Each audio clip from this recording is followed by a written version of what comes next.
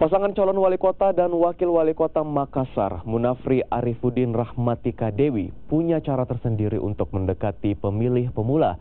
Mereka menggelar tryout masuk perguruan tinggi gratis bagi seluruh siswa kelas 12 sekota Makassar. Banyak bergerak di bidang politik. Tryout bertema Kita Keren ini digelar di Gedung Balai Sidang 45. Peserta tes merupakan siswa SMK kelas 12 yang akan mengikuti seleksi masuk perguruan tinggi negeri atau SMPTN.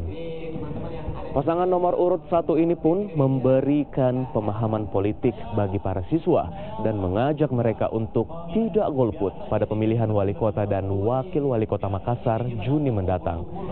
Munafri pun berjanji jika terpilih akan menambah fasilitas sekolah bagi siswa. Jadi satu, dibuat sebuah sekolah terpadu, di dalam situ akan diatur sistem transportasinya.